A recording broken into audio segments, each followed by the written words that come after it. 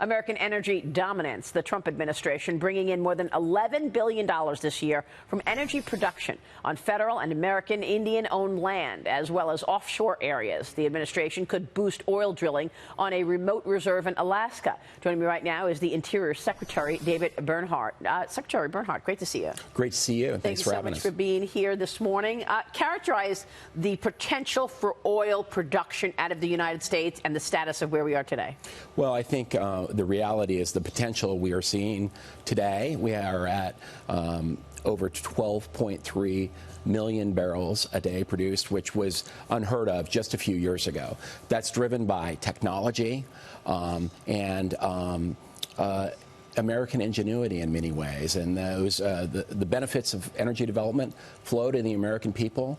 And on interior land, some of the lands we manage, actually we do develop energy. And on those lands, we have essentially doubled our energy revenue since 2016, when the president began to develop a vision that said, hey, let's responsibly and safely develop our energy resources. And we have done that by modifying our business practices, improving the permitting times, improving our review processes, and actually even increasing our safety inspections. The picture of the president with those massive, mountain of rules and pages that day when he was, cutting the red tape, it always stays in my head, because I think part of this is the deregulation effort. Cutting those rules enabled the permitting process to go much faster. Isn't that right? That's right. What we've been able to do is look at things in two different ways. Once, on one side, make sure that we have common sense regulations.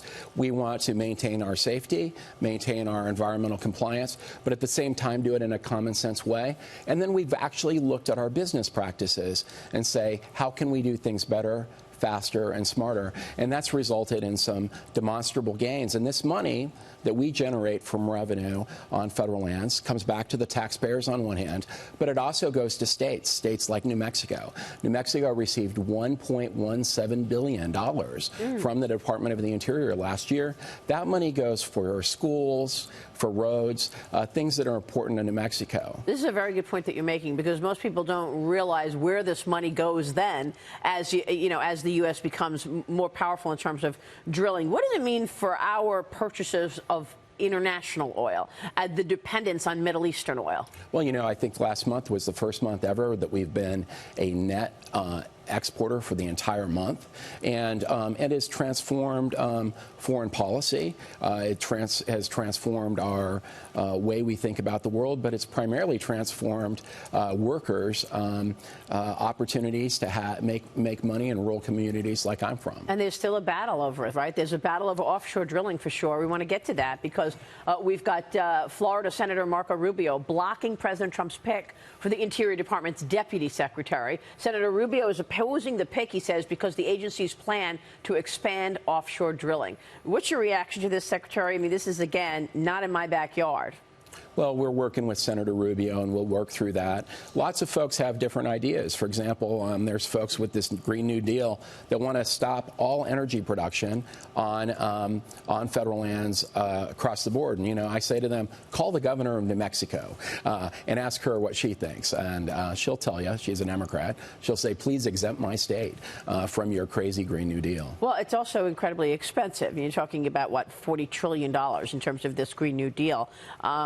Do people understand the implications of something like that? And what do you say to Marco Rubio in terms of, you say we're going to work with him? Well, what's the pushback on his push? Well, the reality is we'll work through with the senator and we'll reach some common sense solution that works for us. At the end of the day, for the American people, here's my belief. I believe the president has an incredible faith in the common sense of the American people. And American people get it.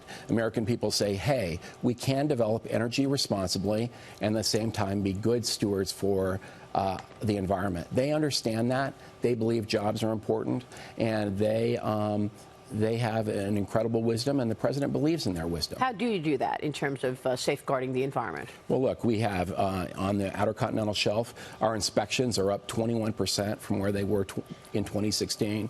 We're rigorous in our reviews, and if it won't pass muster, it doesn't cross my desk. All right, we will leave it there. Secretary, it's good to see you this morning. Thanks so much. Thank you for having us. Secretary David Bernhardt joining us.